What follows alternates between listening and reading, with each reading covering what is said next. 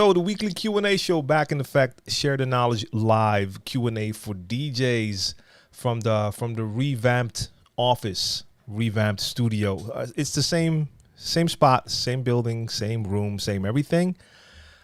I just did a lot of rerouting here, especially when it comes to the cables. Have everything like clutter free. Took quite some work. Did some painting as well. Changed some stuff around, which I'm truly happy with. Testing the new GoPro right now. I can't really tell. The last one was the 9. This is the 10. And the reason for that is I want to have both cameras, especially for the other stream. I want to have both cameras having a similar type of image compared to what I was doing before, because I was using one GoPro and the Canon M50. They look so different. Now in the edit, you could probably get them to be more similar, but during a live stream, I can't really do that. Hey, we got Avinash in the building. Avinash Changa, what's going on? What's going on? What's going on, man? Haven't seen you in a long time. Rico Radio, salute to you. DJ Moni, what's going on? So just to clarify real quick. So right now, this is one angle. Swen, I see you. But now I have a way more similar look with my top angle on the DJ set. Plus, the M50 kept turning off after 30 minutes. Could not find a way to fix that. And the GoPro will stay on the entire stream. So now I don't have to worry about that anymore. So yeah, I'm extremely happy with that. Just having the GoPros to work with. And I'm switching back. Oh yeah, I saw a lot of appreciation for the setup. This for the people that don't realize, I don't have or use one setup. I even saw someone just yesterday on Instagram when they sort of posted that setup, asked me like, okay, so do you still have your vinyl? Well, yeah, of course. If you've been following me for a while and you watch my stream more often, you know that I'll use different setups most of the time. So I have the rain setup. Then I'll be back with turntables and phase. Then I might use a controller, just an all-in-one controller, or I might use some players. I did a couple of streams with the CDJ 3000. So I'll switch it up all the time. But like I was saying, like I did a lot of rewiring, a lot of cable management. You can't tell the difference, but the ceiling here was black, and it had been black for a long time, which makes everything not just darker, but also feels just smaller. Now I have a white ceiling, which just gives me a better feeling all overall. The wall in the back is now dark. That was a white wall. Kind of happy with that as well. And yeah, just a lot of stuff with cables. And now I have everything set up in a way that I can easily switch between the different live streams that I do. I have steady or setups everywhere that just are prepared. So I have a clamp, a stand there. I have one there. I have one on top. I have one in front of the DJ set.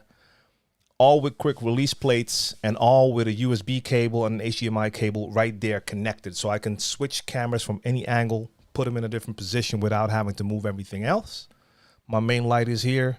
I can turn it a little bit sideways if I'm doing the live stream behind the DJ set, and otherwise it's pointed at me. Yeah, I'm really happy with that. RC3, I see you. Chris on the mix, yes. Marianne, what up, what up? And damn, Avinash, I wanted to plug you, and I don't know why. The company name is slipping my mind now. Either you drop it in the chat or it'll come back to me. Avinash does some amazing stuff when it comes to VR.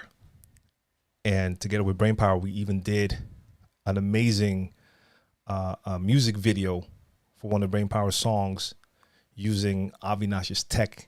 And I'm going to do a YouTube video. I'll link it somewhere so you can go check that out. James F. was good. All right, let me get into a question by Sven first. How would you categorize to make room? Oh, no. Rephrase. How would you categorize Make Room by the Alcoholics? Warm up, prime time, or something in between? See, here's the thing. First off, you can kind of categorize according to the vibe of a track, But DJs have a different interpretation when it comes to songs. I've played with plenty of DJs, and we would play the entire night together. And during the warm-up, sometimes they would play tracks that in my mind were tracks that you would play later, because I felt they had a different type of energy. But those DJs clearly felt like, hey, that's something I played during the warm-up. So there's already going to be a difference there. So what I consider warm-up might not be the same for everyone. Yes, Avinash, thank you. We make VR. That is the name. So that's the difference, first off, for DJs, the interpretation. Now, I categorize warm-up. If you're doing the warm-up set, you're there to create the atmosphere, set an ambiance, and you're not there to pump too much energy into the room. That's for later on in the set, or later on for a different DJ if you just have the warm-up time slot. So that all depends on that. Now, it also depends on what kind of party you're playing at. So if you're playing at a hip-hop party with some serious hip-hop heads, they might appreciate Make Room even when we're more towards prime time. If you're playing at a more commercial party, I don't have a better word for it, lack of a better word, I'll call it a commercial party. You do not want to play Make Room by the Alcoholics prime time, because most of the people there will not know the song. So you could probably just slip that in during the warm-up. Now, okay, if I'm playing at a hip-hop party, I would probably play Make Room somewhere in between warm-up and prime time. It has more energy than normal warm-up songs. It's a little bit more up-tempo. It has more of an energy to it, but it's not, for me personally, it's not a banger that I would play during prime time, unless it's so clear to me that I'm playing for an audience that is so into that type of hip hop that it could work. So that is my opinion when it comes to that track. 18 Dummy, 18 I says, I really want to get into making reworks or re-edits of older R&B disco songs to make them sound more up to date. What hardware or software would you suggest? The built-in VDJ drum sampler. I've never used the virtual DJ drum sampler, but yeah, it depends. Like with most of the production software out there, you could probably make that work. You could probably make that work with like a free version of Ableton, or maybe Fruity, so FL Studio. Any of them would probably work. It all depends on how far you want to take it, though. So if we're talking about you just take an older disco song and you layer some drums over it, you could basically do that with any music production software out there. You don't need hardware. I mean, there's hardware solutions for that too. But if we want to stick to a budget or even free, there are free solutions for that, like free versions of a lot of the music software, production software out there. May Mix was good. I sold my Pioneer gear and about the Samsung Tab S7 Plus. Use a DJ app from Pioneer called WeDJ. And I think now I need a big Pioneer hardware setup. Oh, you don't need it anymore. Hey, man, to each his own. If you feel you can do it with an app, and to be clear, you can DJ with an app. I've done entire live streams with Algorithm DJ with just the iPad. It can be done. It's not my preference. I'd rather have some hardware there that gives me a little more just tangible control over the software I'm using. But you can do it. So to each his own. Leakso, what's going on? Loving the studio. You should do a walkthrough one day of the studio. Can you shed some light on your experience with BeatSource? Things you like, things you would like to see change. So I will be doing like a studio tour. To me, a studio tour sounds like too much for just this one room. But I will do a little more extensive of an overview. But the thing for me is that everything is now just set up the way I want it to be for basically all of the types of videos I want to do. So for my Q&A streams, I got my setup right here. Got the main cam there, and I have a spot for an extra cam there. My Hero 5 is normally there, but that thing is acting up again. So it works fine for weeks on. And then all of a sudden for a couple of days, it will just turn on, off the entire time. It did that on Monday at the start of the stream. So I was like, okay, I'm leaving that Hero 5 alone.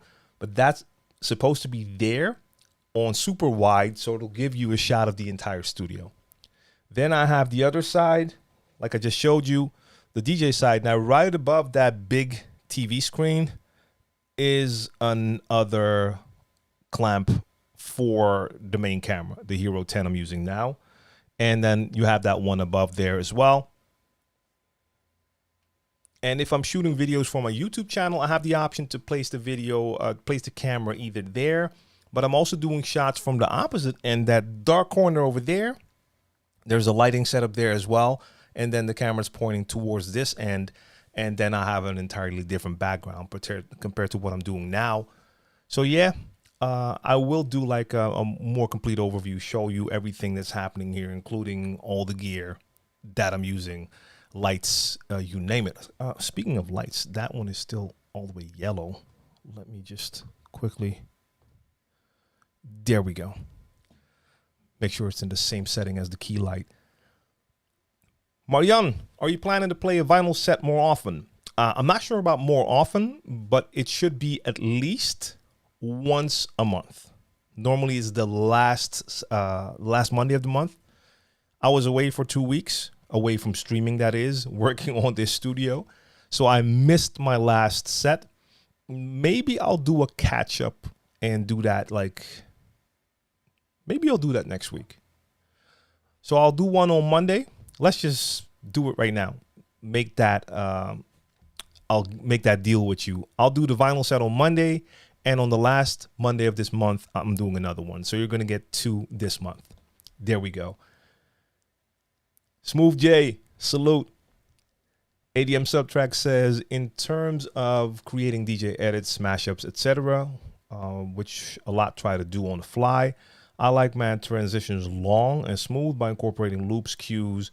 You have any tips on creating mashups only using 2 decks? Now, for me, when I think of a mashup, a lot of times that was something we just did live. So you would have a track playing, and either I would grab, if I had it, the acapella version of that track, mix that in on the other deck.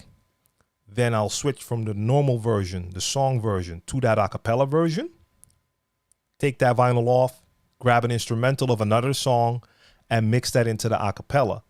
And then you're making a live mashup until I get to a point that I feel that it's been enough. And then I either take that acapella out and bring in a new song, or even sometimes takes the instrumental out and let that acapella play a little bit longer and bring something in.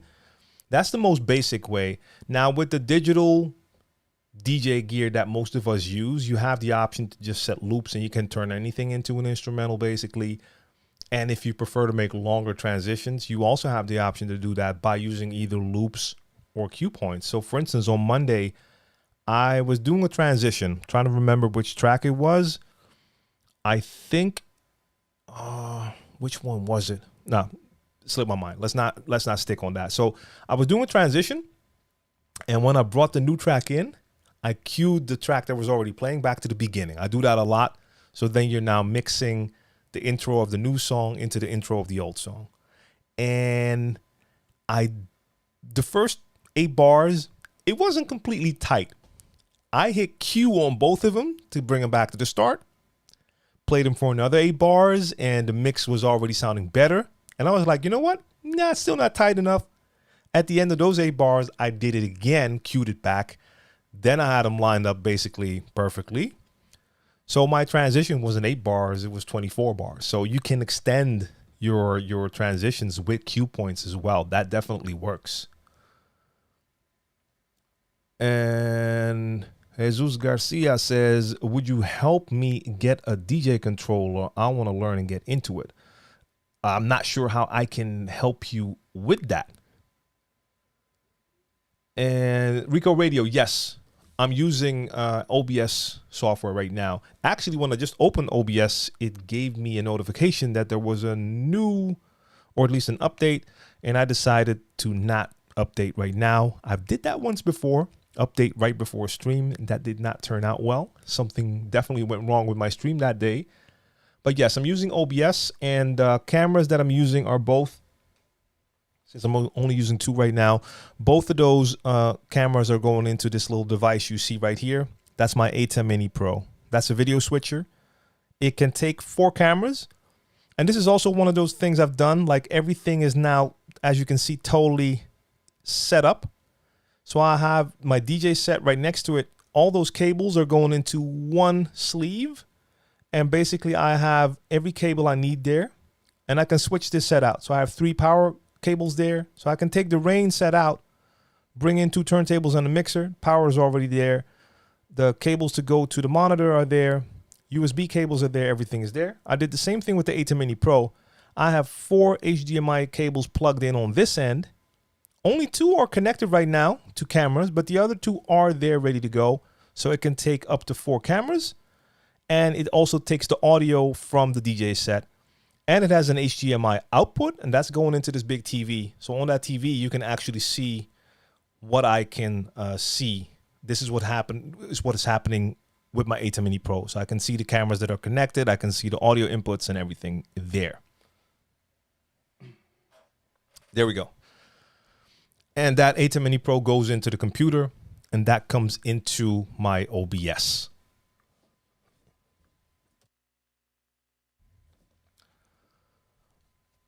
Let's see. Jason Joseph says, if the headphone cue is not working, can it be the USB or something else? That's on Pioneer. I doubt that it would be the USB. I mean, I'm not sure, but I would think it would be something on the hardware if your headphone cue is not working.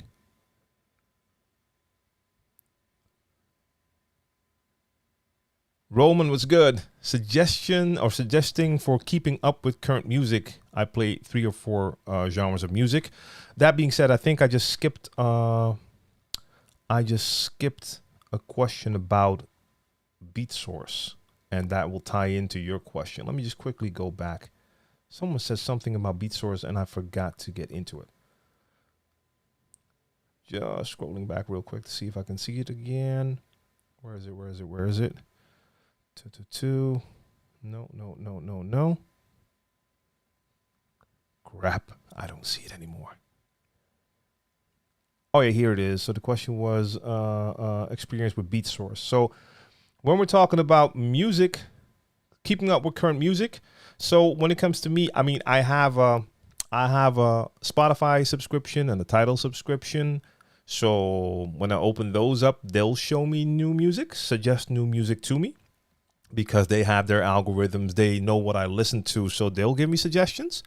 And actually, a lot of times they will suggest new music to me that I haven't heard yet. That is one source for me. I have a subscription to a DJ pool, in my case, DJ City. I can check there for new music. And the most important source of music for me right now is actually BeatSource. So that ties into the other question. BeatSource is an online music store, and they have deals with all the labels, same way the other streaming services have deals with the labels, but they actually sell music. So if you're into house music, you know Beatport. Beatport is probably the biggest online music store for house. BeatSource is the same, but for open format DJs. So they have a ton of different genres. They sell songs, but you can also use their service called BeatSource Link to play any song in their archives, in their library, in your DJ software. And that works with all DJ software. So Serato, Tractor, Record Box, Virtual DJ, Algorithm DJ, Tractor. I'm missing a bunch. So it works with everything. So they also have lists of new music and the music that's been played most by DJs that have a subscription. So I can check those things to stay up with current music. And for me, that's actually working just fine. I don't ever feel like I'm missing out on too much. And the question about my experience with BeatSource, I liked the service a lot.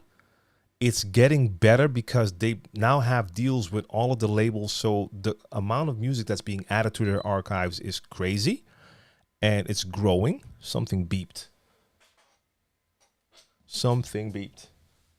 Okay, everything's still running. Whatever. But they also are the only service that has DJ edits.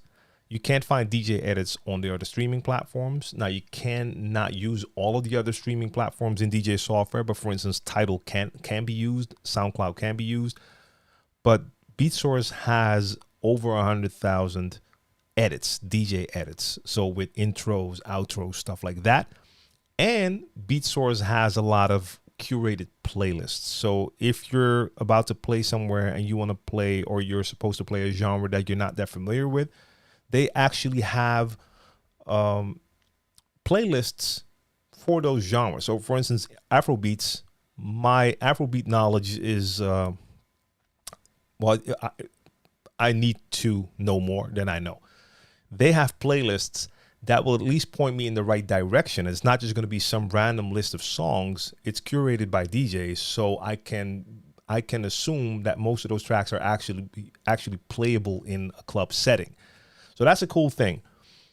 So there's quite a lot I like. If you take their top tier subscription, because it is a streaming service inside your DJ software, you need an internet connection, but with their top tier subscription, you can store 1,000 tracks in their offline locker, meaning you can have 1,000 tracks that are going to be available in your DJ software, even if there's no internet connection. All of those things I love. Now, the things I don't like aren't necessarily big negatives. They're just things that they're working on. So in some cases, they'll have a song, but then it's like a wrong version. And they're fully aware of that, but they have to manually add and delete tracks. So some things take a long time. Otherwise, I don't have a lot of negatives I can think of right now. Golden Bear said, did you ever obtain a PRS license for streaming? What was the PRS license again? I honestly don't remember what that was. Enlighten me, please. Oh, for real? DJ Zan says, why the hell is the XDJ XZ on back order like a damn PS5? Is it that bad, really? VK says, what's your opinion on categorizing all music based on BPM instead of genre? This will be a lifesaver when you need a fast track selection with similar BPM, but sometimes it will kill the genre flavors. So the thing is, I will sort the tracks by BPM in any given folder, but I have different folders that are based on genre. So if I want to go into a different genre, I'm going into a different folder. But within that folder, it works best for me if it's sorted by BPM. So that I understand what you mean. You don't always want to be stuck on BPM, and I try not to do that. But having it sorted by BPM does mean that the tracks that I see on screen are going to be in the same BPM range of the track that I just played.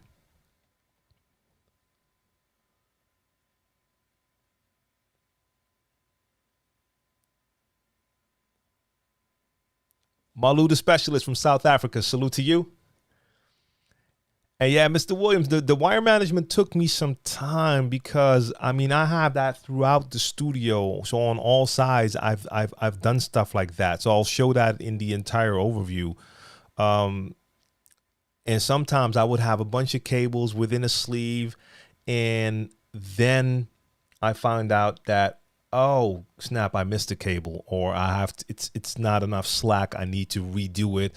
But for the moment, it seems to be working pretty well now. Yeah, same on the floor. I can look under both of my desks and not see any wires at all. That's a clean feeling right there. Vest, what up, man? How often and for how long do you practice at the beginning and now? So I don't practice now. My practice is when I'm playing. So I'm doing my weekly live stream.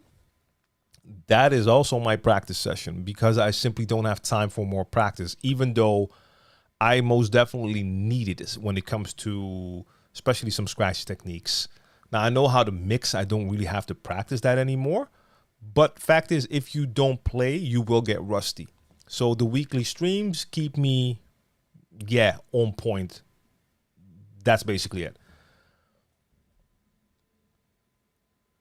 Let's see. Question here. I'm getting. Oh wait, 1 second. I see Mr. Williams' question. Let me just quickly see if anything is happening on Mixcloud question wise. No. All right, cool. Then we stick to our Restream chat app. All right. So the question is, I'm getting music from SoundCloud, but it is dependent on internet connection, and some songs are not the real thing. What's a good source to get music from? Yeah. So here's the thing. Like we were just talking about BeatSource. So I love it as a source of music, but the thing is, it is just a streaming service inside your DJ software. So you don't own the tracks. Now, it is a music store as well. So if they have songs you really want, you can buy them. But a DJ pool allows you to actually download the tracks so you have them. Now, I have DJ City and I download tracks there. But the thing with DJ pools is DJ pools are meant to promote new releases. And when they do everything legit, they should only have newer music. And they're actually only supposed to have that available for, I don't know, like 6 or 12 months. They're not supposed to be promoting releases from 5 or 10 years ago. So it helps, but you're not going to find all of the songs there. So especially if you want to do like an old school set. And I get so many questions from people asking me like, hey, which DJ pool has a large selection of old school? And basically they don't, because they're not supposed to have that. Compare that to BeatSource, I can find almost anything old school related. But if I want it, I would have to buy it. If I just want to use it, I can use it through my subscription. Let's see. So Rico Radio, yes. So the older stuff is there on BeatSource. That's the cool thing. That there's not any DJ pools out there that will have that type of selection, because I can go on BeatSource and go back and get music from the 80s, 70s, 60s, and you're gonna find a ton of it. Caden 30347 says, can you name an NFL team for an edit? What do you mean? What do you mean? If I can name an NFL team? So first off, I know nothing about football. Let's start there. American football, that is. Official DJ Memo, or Memo, my bad. What's good? Miami in the building. Salute, salute, salute.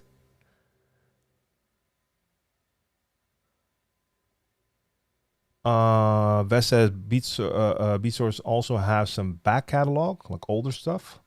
Won't have everything, will probably get there. Well, they don't have some back catalog. They have a lot. Malou says, I have a mid-2012 MacBook, but I can't update to Big Sur. Would upgrading my machine with an SSD hard drive and more RAM allow me to upgrade my software? I don't think that is enough. I don't think that's enough. I think it really also depends on the CPU that's being used. And no, I mean, you can Google it, but I don't think so. Camzy, salute. And Mr. Williams, the 1,000 songs is BeatSource if you take their top tier subscription. They have a $9.99 subscription, if I'm not mistaken. That's the cheaper one. The sound quality is lower, and you don't have any storage. And their highest tier is $29.99. And then you have the best quality streaming and 1,000 tracks in the offline locker. Yeah, so Pioneer DJ Gear is having mad delays. I think it's an overall issue. There's a lot happening with shipping. So overall, I think when it comes to a lot of different things, you're going to find that there are delays, especially if it's something that has been popular or has been bought a lot. It might take longer for it to be back in stock. We've heard this issue with plenty of things. Don't even get me started about computers, for instance. 3D Generalist was good from Nigeria. Cheating FX. So yeah, Mixmaster G, thank you. It is the processor and the GPU. So yes, just updating the SSD will not work.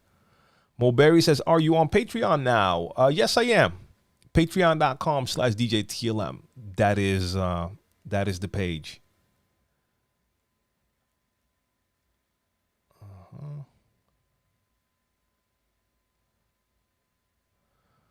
Okay, so Jesus Garcia says, I have a GoFundMe and I'm trying to get a DJ controller and a computer just to get started.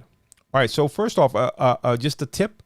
If you want to get started now, there are apps for your phone. And this is not a joke, and this is not to say that you shouldn't go for a computer and a controller.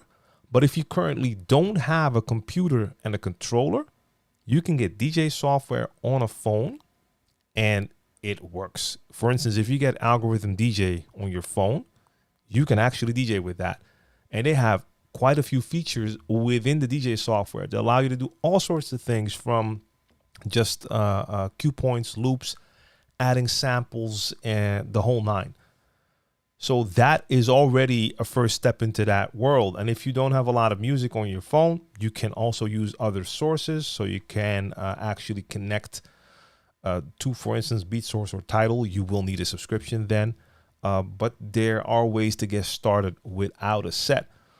Yeah, GoFundMe. I mean, maybe it'll work. I've seen a lot of people being able to at least get some money on GoFundMe. Now the thing is, like, if it was only a DJ controller, I would say like, hey, you can buy pretty cheap controllers that get the job done. But if you also need a computer, yes, then you will need some more funds indeed.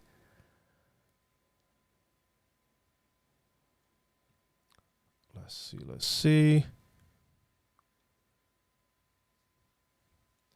Hey, Michelle. Got MIC on LinkedIn. Salute to you. No, actually, no. I've had these for a very long time. I always use them for this stream, for the Q&A stream, at least most of the times.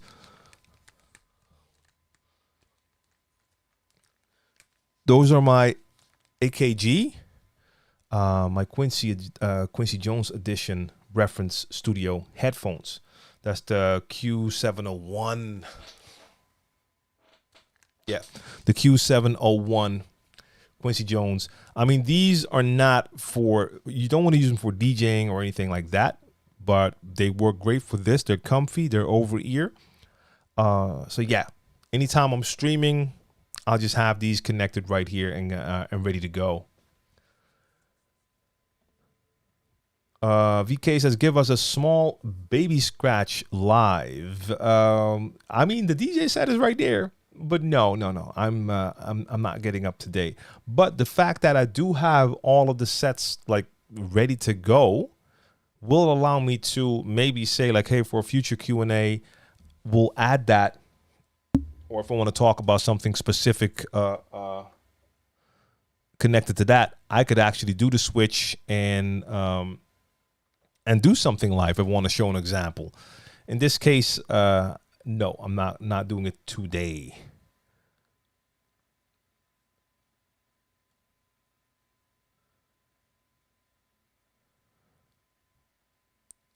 Is iTunes or Amazon a good source for older stuff? I don't know. I honestly haven't seen, or I haven't looked on Amazon for music in forever, I think. And iTunes, that's been a long time ago too. Ephraim, what's good?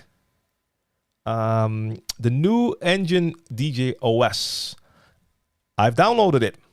I've installed it. I have not opened it, tried it out yet, so I can't give you my opinion yet. They're talking about a bunch of updates in their new playlist, new database, play history upgrades, sound switch. Internally, you can control lighting, the M1 capability, compatibility, that is, and something with record box import upgrades, third-party library upgrades. I mean, it looks like a lot of upgrades. It's not like a small upgrade here. It's version 2, but Yeah, the list with actually improvements is even longer. So I just named the new features. The list of improvements is very long. Now I know we have someone in the chat, and I'm willing to bet he's already been experimenting with it, Mixmaster G. But no, I haven't checked it out yet, so I can't tell you. I can't give you an opinion when it comes to that. J Style Sound, what up? What up? Curtis Cozier is in the building. Let's see. Shirk, what up? I learned the baby scratch from your video. Thanks for everything. Heading back to the plantation / job. All right, good to see you, man. See you next time. Also, Burner, the question is, what cameras are you using for the stream? So I'm actually using my new camera, which looks exactly the same as my old camera. And I'm also still using my old camera. I'm now completely GoPro when it comes to the live streaming. So before this, I was using my GoPro 9 and my Canon M50. And the M50 is now strictly for YouTube videos, same as my GH4. And I now have this one right here. And that's the GoPro Hero 10. So that's their latest version.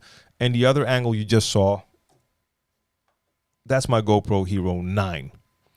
So currently on 2 GoPros. I also still have my old Hero 5 GoPro, but it was giving me an attitude today. Otherwise, I would have a third angle for this stream. For me, they're perfect, to be honest. Like, I think GoPros are great cameras for DJs just because they're super small. You can always fit them in your DJ bag. And I mean, they're not great when it comes to low light or stuff like that, but that's not an issue in the studio. I have lights here, and with correct lighting, or if you go outside in daytime and it's a sunny day, you're going to get a great image quality. But I love the fact they're small. Also, for the overhead, I had the M50 camera there, but it's way heavier than a GoPro, and the stand I'm using was giving me issues. It kept on just sagging because of the weight of the camera. With the GoPro, you never have that issue because they weigh basically nothing. So yeah, plus you know you're going to be in focus with a GoPro. You know you're going to be able to fit inside the frame.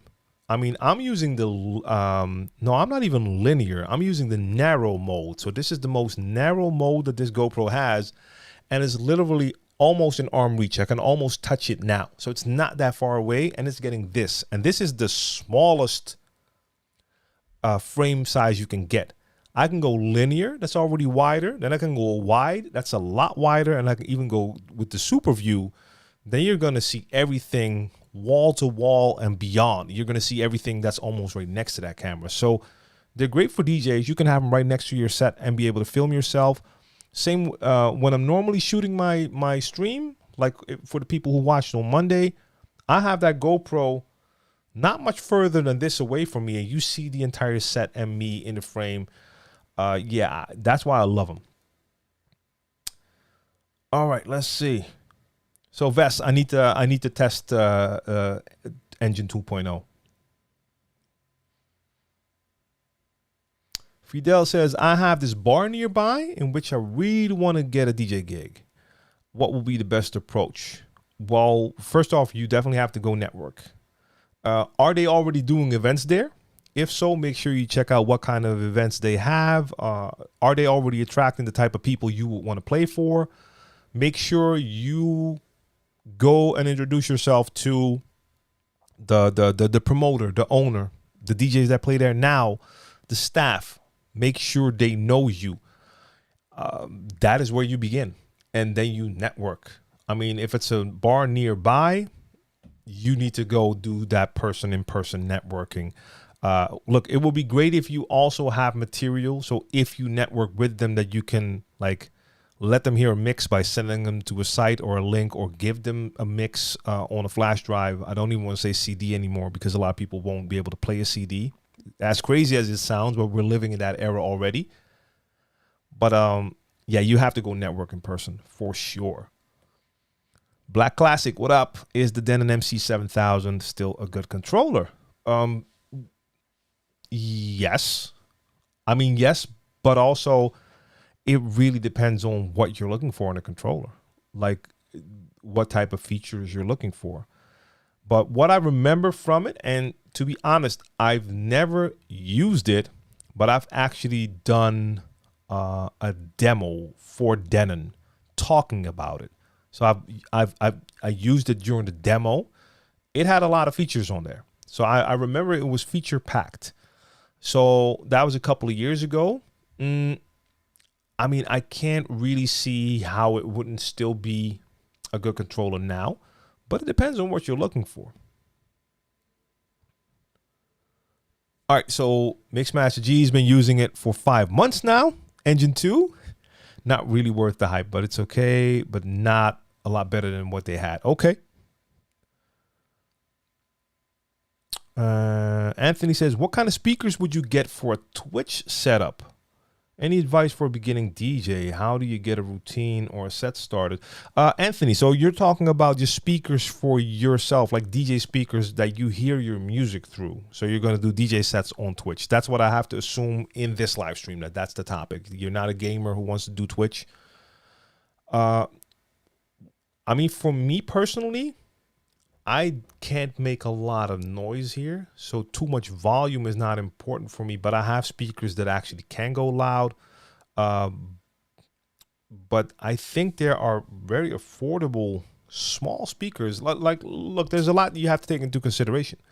I don't know how much space you have, so if you don't have a lot of space, make sure you don't go for very big speakers because they'll take up a lot of room and you don't really need them. Then again, you have some people who really want to blast their music when they're streaming. So it's really hard for me to say. I haven't been in the market for new speakers, so it's also kind of hard for me to suggest anything. I have 2 sets of speakers here. One set is my studio reference monitor set, my Yamaha NS10s, and I've had those for 23 years now. And the other set I have, they're also studio reference monitors, but they have a lot more body to them, a lot more bass, a lot more warmth. They color the sound a little bit more. Those are the Pioneer RM07.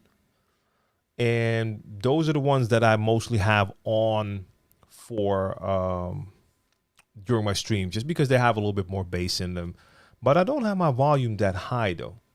And I know I could do, in the past, so for instance, in the past, like a long time ago, I had like super small JBL speakers, and I used those as my DJ speakers for quite a few years, and that worked pretty well as well. And I'm sure nowadays you can get much better speakers for a low price as well. Yeah, Vest, 23 years. And I mean, when I started using the NS10s, I mean, I bought them new, but at that time they were already like a studio standard for years. These are like much older. If you look up Yamaha NS10, they have a long history. So Anthony, I'm sorry, I can't really recommend a specific speaker for you. Sven says, did you see the latest update of Virtual DJ? No, I haven't seen it yet. There is a AI that can make an MP3 file to an instrumental or acapella on the fly. Oh, that's not new. That's been around for quite some time. So Algorithm DJ has their neural mix feature, which does the same thing. And Virtual DJ has something like that too. I don't remember what they call it again. Something like stems probably. And it uses some kind of algorithm to separate frequencies. And most of the times your vocals will be in one frequency, drums will be in a frequency, and the rest of the music will be in a frequency, so you can separate them. Yeah, it's cool. I mean, it doesn't work perfect on any of them. I also have it in my RX-8 suite. I have a function that can do that. It probably does a little bit better than the DJ software. It's not perfect, but it's a lot of fun to use, to make acapellas on the fly and just put an instrumental over it. Make new mashups on the fly is a lot of fun to do.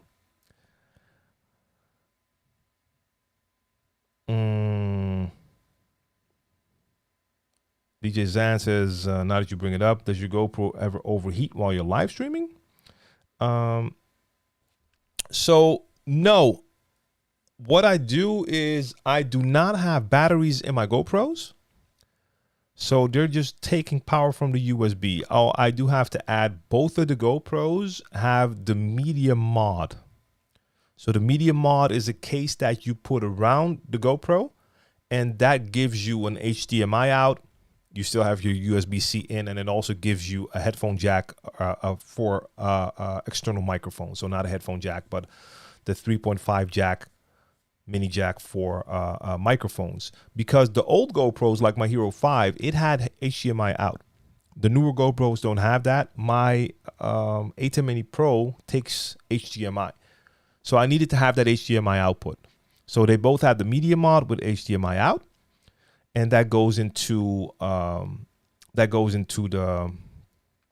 video switcher. I do remember when I had the batteries in, it did get quite hot. It doesn't really get hot when I don't have the batteries in.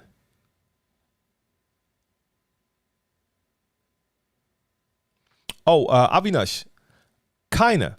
I mean, I've had that in the past, like a very small sync issue between video and audio. And I remember that in OBS, I just made a slight adjustment, which already worked quite okay. Even though within the A10 Mini Pro, you also have settings that allow you to change that. But I remember I do have the, I did like a little sync offset in OBS. Not even that much, just minus some milliseconds. I don't remember how much. And that seemed to work, but it also depended on which camera. Like with one camera, I had it more than with the other one. So it is something to look into. What I also noticed is that during one stream, people on one platform were telling me like, hey, there's a sync issue. But when I looked on another platform, because I'm sort of like right now, I'm streaming to like 5 platforms.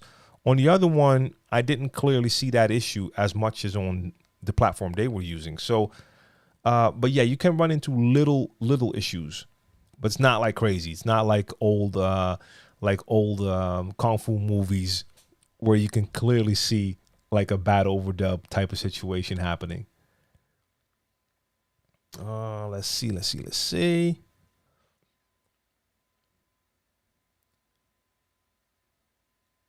Zan, okay, you got it too. Nice. Maymix has the best DJ pool for house. I don't like Beatport because you need to buy every song. I don't know. I've never looked for a DJ pool that is like specialized in house music, so I really can't tell you. But I see Vest already answering. Zip DJ has a good collection compared to other DJ pools. If you want more EDM tracks, look at Headliners Club. So, okay, we have an answer right there. That is what this is all about, sharing the knowledge also in the chat.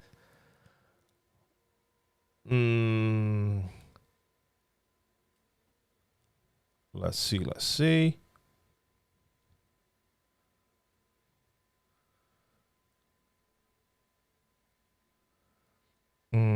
How do you get live user interaction while you're streaming and performing? Well, I mean, what I like to do, I mean, I just have the chat right next to me. So, for instance, now I have my Restream chat on my computer monitor. But during my DJ stream right here, I have my iPad Pro. I have my Restream chat there. So while I'm DJing, I see what's happening in the chat. The mic is right next to it, and that allows me to interact. And I have to find the right balance between mixing and paying attention. So some DJs talk too much. Some DJs hardly ever talk. I try to acknowledge each and every one in the chat because they took the time out to comment and respond while I'm playing. So I want to make sure I acknowledge that. So I try to slip the shout outs in at right moments. Now, it does help that I have experience like emceeing during my gigs, so I know the most appropriate times to speak and not really interrupt the flow of a song. And just try to find a good balance there because, yes, I mean, I'm streaming, having fun. I do it for me, play what I want, but I have an audience watching. And I just want that acknowledgement. I want them to know, like, hey, I see you there. I want to shout you out when you're in the chat and talk to you. Then again, when people start asking DJ questions, sometimes I'm DJing and I see DJ questions, and I will kind of just, ignore those. Like, I see them, but I'm not going to acknowledge them and get into that because I'm not trying to turn anything into a conversation while I'm doing a mix. Oh, let me do a quick plug, by the way. Even though I'll be live on Monday, on Wednesday is the start of Amsterdam Dance Event. I'm playing on Wednesday. I'm doing an in-store at a store nearby called Mr. Mokum right here in Amsterdam. I'll be nice. That's around the corner, by the way.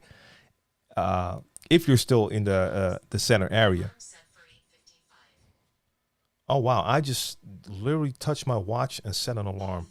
Turn that off. That was my phone. I'm doing an in-store Amsterdam Dance Event, playing a couple hours, but I'm also going to stream that. So I'm taking my GoPros and I'm taking my ATEM Mini Pro, plugging that ATEM Mini Pro straight into their internet connection, and I'm going to stream from the ATEM Mini Pro. So I'm not even, I don't have my studio computer there, so I'm not going to stream through OBS. I'm going to stream straight from the ATEM Mini Pro, and that's going to be fun. That's on Wednesday. The time though, like the time might be a problem for some of you because it's going to be in the afternoon in Amsterdam. So that's 12 Central European time. So yeah, for my people in LA, that's going to be like 3 at night. For my people in New York, that's going to be 6 in the morning. For my people here, that's going to be fine. For my people in Africa, that's going to be quite fine. For my people more towards Asia, that's actually going to be like in the after or like nighttime already, I think. I'll post some more about it during the week. And I'll be nice. I haven't really done a lot with voting. I've seen the tools and just did not really get into them yet. I tried some in the beginning, and at a certain point I was like, okay, it's a little bit too much right now, or I had something set up, but then I forgot to trigger it. So it's a work in progress, and that's the thing. I just stream, and anytime I stream, like I have to use a ton of different setups and make a lot of mistakes, but I just keep on trying to see what works best. I still have to learn more about all the Twitch commands. And yeah, that's the thing, because I'm not just on Twitch, but I've used the different platforms. I haven't focused on it enough yet. Okay, Chris on the Mix says the iLoud speakers are great if space is limited. And otherwise, the Pioneer DM40s are great too. Cool. Do you think Serato will also add this feature? So that's Swen's question. That's talking about separating the audio files. I don't know. Like maybe in the future. They've had time to do it. I don't know if that's a focus for them. But we'll see. I mean, it's a cool feature. I think some of the companies might just want to wait until it's better before they implement it, because Serato doesn't have it, Tractor doesn't have it, even though they had stems. It's a little bit different, but they were on that thought process, but that was not like something that happens live. And Rekordbox doesn't have it, so on and so on. So I don't know. Costa Rica, what up? Good to see you. Big V in the building. My bad. What up, Big V?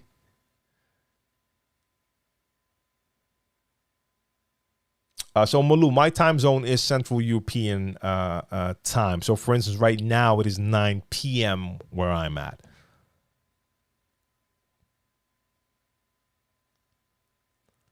DJ Dennis, what up? Just wanted to know if it's okay to rip CDs for music. Yes. And have you ever heard of Alto brands of subwoofer? And what do you think about using 2012 MacBook Pro with internal hard drive? I don't think anything about using any kind of MacBook Pro. If it runs the software you want to run and you can work with it, you're good to go. Ripping CDs, I've definitely done that in the past. I went out to secondhand CD stores and bought like a ton of compilation albums, especially for music genres that I did not have a lot of music for. And I just wanted to make sure I had like the top hits. I went out and bought like a bunch of compilation CDs, somewhere like double CDs, or like have 4 CDs with just hits from a genre, and rip those, because you can rip them in definitely in decent quality. And let's be honest, it is way better than ripping off YouTube. So yeah, And the Alto brand subwoofers, no, my experience with speakers and subwoofers is below zero, so I have no opinion about that. TF was good. When you first started DJing in bars and club, did you stick with your rate or try to work with their budget? So when I first started to DJ in bars, actually my first paid gig was in a local youth center, and I did not stick to any rate. I had no clue about anything. I just wanted to play, and playing in public with loud, large speakers and a dance floor, that was heaven right there. I didn't even know I wanted that. When I started to DJ at home, I had no aspiration of going to play in clubs. But when I had my first taste of that, I was like, wow. Okay, well, let me check something. I'm at war with this chair. It keeps on sagging. And I don't even have it that long yet. So I didn't have a rate. At a certain point, I remember receiving the question from someone who had heard me play, like, hey, I'm throwing a party. How much do you charge? That question is really hard in the beginning when you're not even thinking about rates or charging. You're just DJing and having fun. And all of a sudden you get that question. So at the beginning, I had no idea what to say. I had absolutely no idea. And I remember I've called out a number before and someone said yes so fast that I was like, oh, that was probably way too low. So in the beginning, it's kind of hard to know your own rate. Oh, I actually only noticed this now. I placed this Patreon link there, but now that events thing is going right through it. That is not a good look at all. I need to change that. Let me change that real quick. That just does not look good. I didn't even pay attention to that. Okay. So at a certain point, you start to learn more. Maybe you hear about a couple of things, or you get a couple of gigs and then you're playing according to their budget, and you find out that a couple of different spots, they pay DJs that amount. So that could be an average. Then you talk to some DJs, you hear some stories. And at a certain point, you start to understand, like, okay, this is what DJs can charge. And you need to just start to learn your own worth. So in the beginning, I was cool with everything. At a certain point, you're not. You just feel like, hey, this needs to be more than just it's fun. Or you have promoters that still try to lure you in by telling you, hey, we're going to print your name on 5,000 flyers. Now, that is cool in the beginning. Like, whoa. Especially, I'm talking flyer days. I don't know how that is now, but at a certain point before the internet was really that much of a thing, being on flyers was dope because they were actually being spread and people were actually reading the flyer.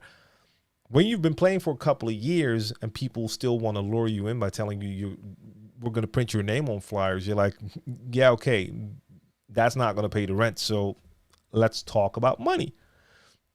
But in the beginning, I had no idea. I just wanted to play. All right, Bushnik, hey, what's up, man? I'm negotiating a residency at a local restaurant bar. Weekend brunches with Saturday night dance floor. What are your thoughts on leaving my turntables on site for the weekend? Oh, I mean, that totally depends on... You have the best judgment when it comes to that because you know the people there. So, for instance, if I know the people at a certain venue and I know what type of people they are and I know they respect me, they respect my gear, they treat people's stuff well, I know that nothing else is going to happen to my gear while I leave it there, then I might be fine with it. If I'm not completely sure about that because I've seen how they handle their own equipment, for instance. Or I see that sometimes they have people in there who just touch their equipment and they let them. That might lead me to believe like, okay, if I leave my stuff here, chances are there's going to be like 10, 20 people messing around with my stuff. Who knows what else will happen to it? I'm not going to do it. So that really depends. I mean, I had a radio gig at a certain point at a national radio station here. Sometimes I would pre-record my sets at home because my show was on Saturday. So sometimes I just knew I have gigs I'm not going to be able to combine it. I would pre-record. Other times I would do the radio show live and then go to gigs. I had my NS7 at that studio. Now, I knew after the first night that I was not going to take that NS7 in and out of that studio every time. But I also knew, like, okay, I knew the people there. I knew the building is secure, alarm systems, everything. So I know the gear is going to be safe there. When I'm not playing, I do have it in a flight case and it's just set aside. So I know no one's touching it. So I left that NS7 there. And I was perfectly content doing that. I knew that was going to be fine. I would not do that everywhere. So that is really going to be your judgment. But I totally understand that I mean, in some cases, it can be very convenient if you can just leave your equipment there. But you're thinking about lugging them around and adjusting your rate accordingly. I don't know about that. I don't know if, yeah. The second part, I don't know. So DJ Zan says, are you using Restream to stream on multiple platforms at a time? And while you say that, I remember I was in the middle of something when the stream started. I was going to, I needed to renew my subscription to Promogram and send this to Instagram. Now, to be honest, I'm kind of happy I didn't do it because on Instagram, I got a lot of people tuning in. That was going to be a lot more questions. So Instagram will be added next time. But to answer your question, Zan, yes, I'm using Restream. And at the moment, I'm streaming to Twitch, I'm streaming to LinkedIn, Mixcloud, Twitter, and my YouTube channel. And next time, I will add Instagram to that as well. For me, it's been working very well. Just to be able to stream to all of those platforms. Oh, and I didn't turn Facebook on today. Shame on me. I'm not going to do that now. Normally, I add Facebook as well. Normally, I just already have them on. I didn't do that today. But yes, Restream works perfectly for that. There's another one you can use as well. I forgot the name now. I think it's StreamYard. But I started with Restream. It hasn't let me down. So for now, I'm sticking with Restream. How do you feel about DJ drops? Any tips on how I can create one? Right now, I just use effects. So you can create your own DJ drop. That is a possibility. If you have a microphone, you can record your own voice, say your drop, and with effects, you can try to like change your voice or add like extras. If you want to have a different voice do it and not spend a ton of time trying to edit that voice, I suggest you go to Fiverr. That's Fiverr.com, Fiverr.com. That is the marketplace for services. So you have people on there that can do anything. If you need someone to design your flyer, you can go there. If you need someone to design a logo, you can do it there. If you need someone to do a DJ drop, they have people there. And it starts from very cheap to way more expensive. And they have people on there who do it as a hobby, but still sound cool. Then you have like professional voice artists. This is what they do. And you can find some very good DJ drops there. You can look for male voices or female voices. I've done a couple that I had for special projects we were doing. And yeah, that works great. It's not a lot. You don't have to spend a lot of money. You can get a dope DJ drop for anywhere between $5 to $15. Get like one, or they give you 2 or 3 drops. They'll have a limit on the amount of words you can use, or you can send them a script. That is a great option. Fiverr.com. Yeah, Maloose. Okay, so we're in the same time zone. That's dope. DJ Dennis with that super chat. I appreciate that. I appreciate that a lot. Thank you. Deuce Beat says, how long does it actually take to learn how to scratch, and how many hours should you practice a day? So I can only speak out of my own personal experience, and I have not taught other DJs in person how to scratch that I can tell you how long it took them to learn. But I'm still learning how to scratch, meaning that there's still a lot that I don't know. but it all depends. So if you just want to incorporate a little bit of scratching into your normal DJing, you don't have to make it too complicated. You could start with the baby scratch and a couple of versions that are really related to that baby scratch. Then I still can't tell you how long it will take, because some people try the baby scratch once and they get the feeling and then they start to practice, and within like a couple of days or weeks, they can really master it. Some people that leave me messages tell me like, hey man, I've been trying for 6 months and that baby is still not sounding great. So it's going to be hard for me to say how long it's going to take for you. But to be honest, for me personally, I was in the lab like let's say like 8 to 12 hours a day practicing, not just scratching, but just DJing, anything, mixing, scratching, you name it. I was doing it whenever I had the chance to do it. Now, some people will have a lot of time, some people don't. I was a teenager living at home at whatever it was, 16. So that's pretty worry-free. You have some school and basketball and DJing, and that gave me a lot of time. I would take any minute I could find anywhere. It's different if you're in a different part of your life. If I was starting now, I would not have that much time to practice.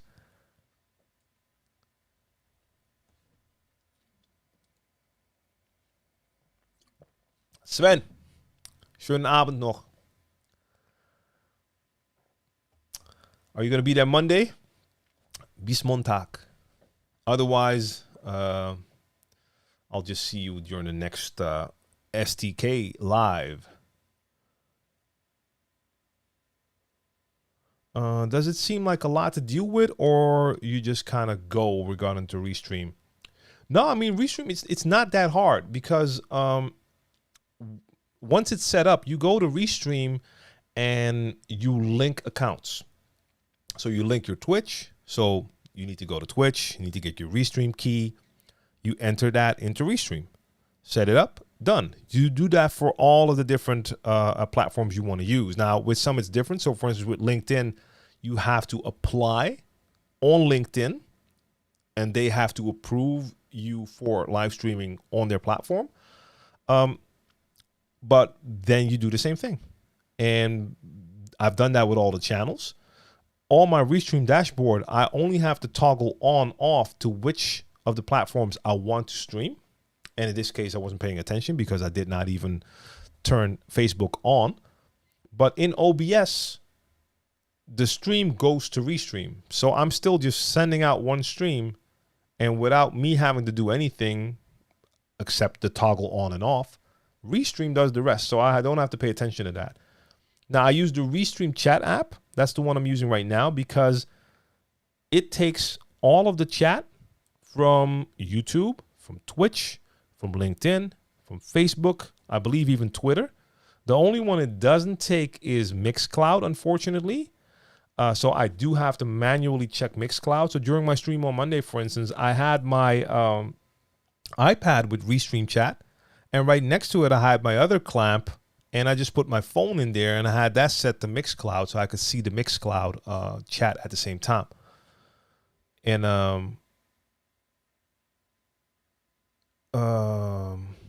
sorry, I just got distracted by Miss Master G. But yeah, so it doesn't take a lot away from me. I basically have one window for the chat to see all the chats. Restream sends everything everywhere, and it also sends all of the chat from every platform to the other platforms. That's why people from Twitch can see what people on YouTube are saying, and vice versa. So yeah, that is actually really convenient. Yeah. Oh, that's weird. So LinkedIn user. So for this user, there's no username. Coolio to see a DJ stream here on LinkedIn. Yeah, but I only use LinkedIn for the Q&A stream though. I haven't used it for the DJ stream, and I don't think I will. I don't know how they are with copyright, but that's just not the platform for it. DJ Arm TV, salute to you on Mixcloud, and Rock the Dealer on Mixcloud as well. Salute. And that's it on Mixcloud, actually. Mm, Costa Rica says, my poor family has to listen to some bad stuff when I'm practicing. Hey, man, that's what it is. If you have people at home, yeah. Mixmaster G said, just going over the ADE program, make sure that the venue you gig at have reported the gig to the ADE organization. They have. It's on there. It's on there. I saw it on the web browser, and their site was not optimized for desktop because you only saw half of my head, and on the phone you see the entire face. But yeah, it's on there. I don't even know where. I haven't looked myself, but they showed it to me at the store. So I totally believe that. I'm all good.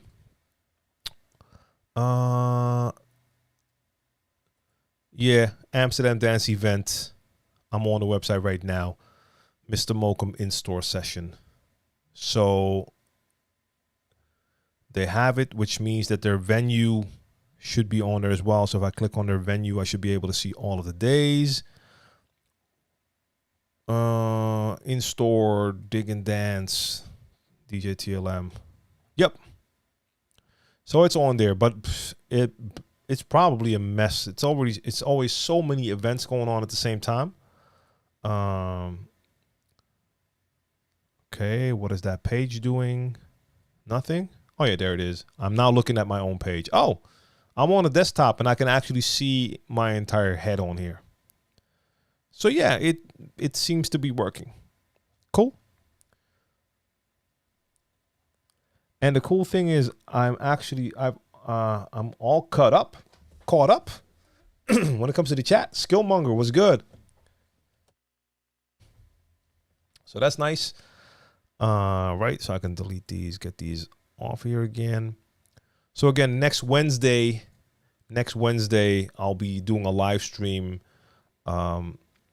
during Amsterdam dance event, but that's going to be quite early. So in the evening, I'm doing my SDK live, but for the people on the European timeline, it is 12 in the afternoon. That's 12 Central European time. But I'll be posting it on my IG, so make sure you follow me there if you're in a different time zone. Like I said, for my US peeps, it's going to be the middle of the night or early in the morning. But for the people on the other side of the globe, it might actually be a good time. Let's see, back to Mixcloud for a sec. Yes, and everything as well, Rock the Deal. I appreciate that. No doubt. And ARM TV as well. So in the meantime, let me quickly, while I don't see a new question. Oh, Malu says, I actually do DJ drops as a voiceover artist. There you go. Malu, are you also on Fiverr?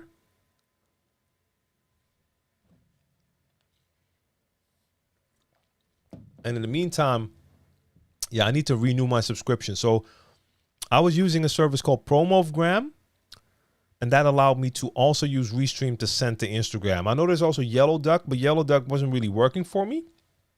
And I know it had something to do with authentication.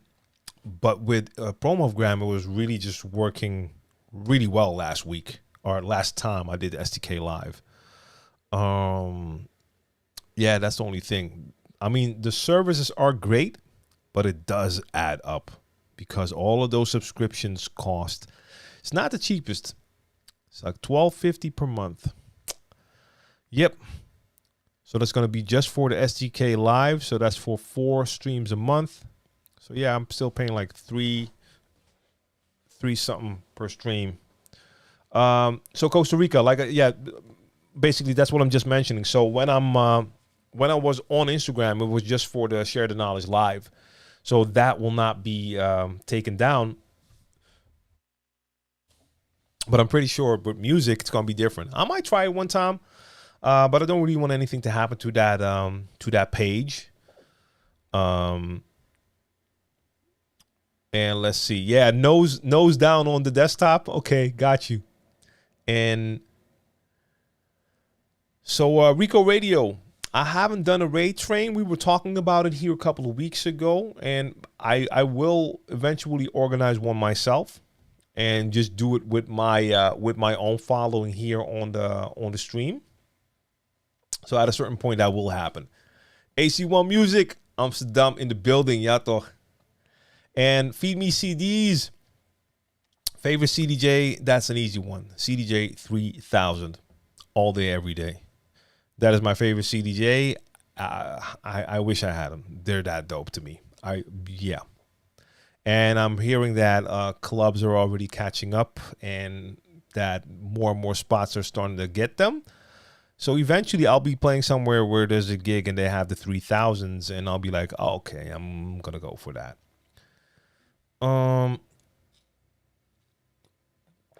So AC1, no. Promogram, and it's Promovgram. So Promo V Gram.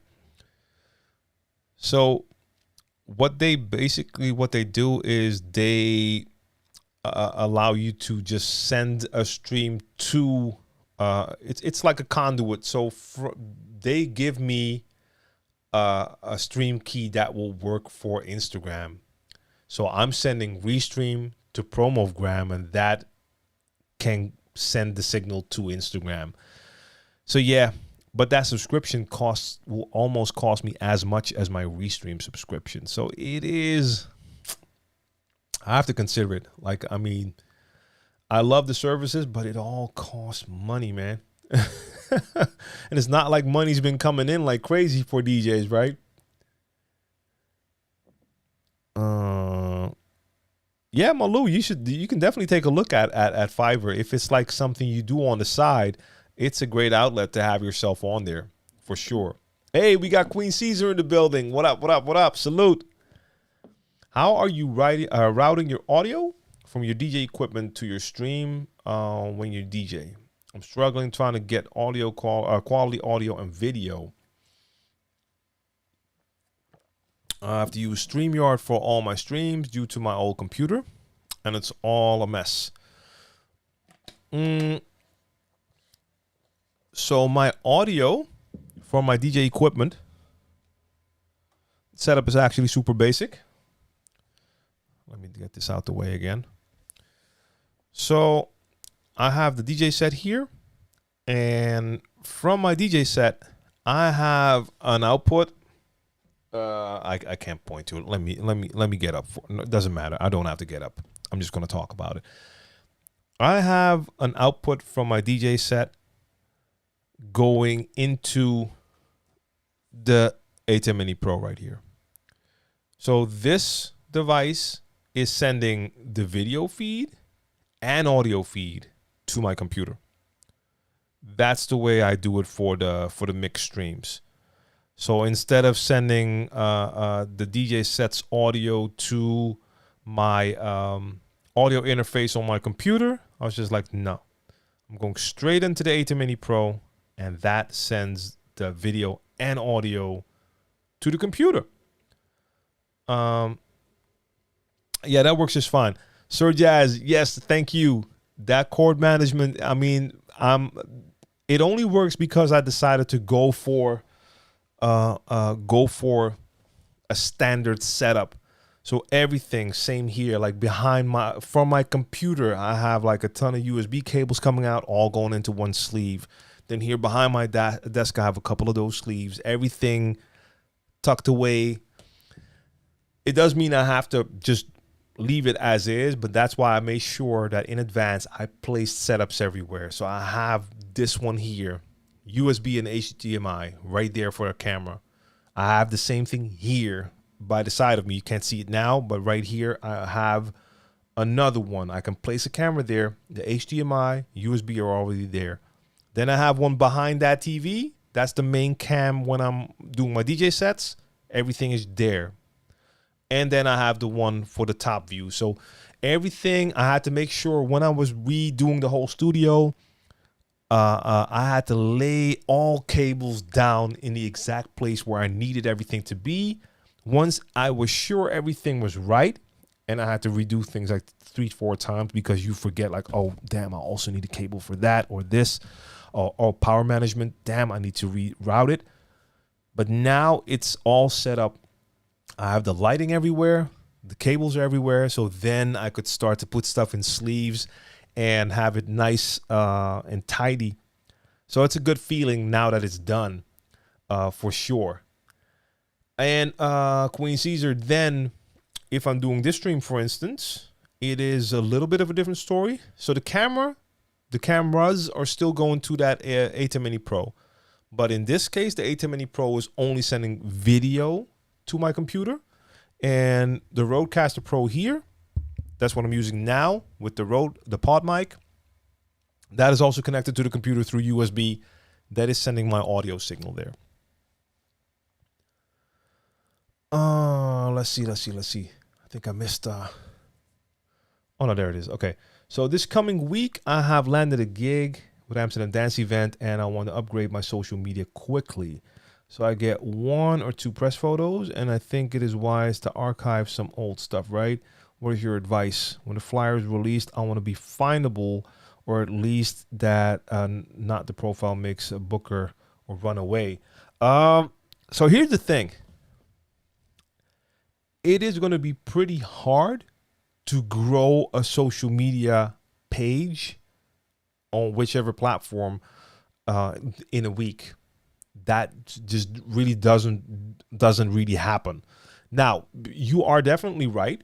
You want to make sure that if people come to your page, that what are you using? So what are we talking about?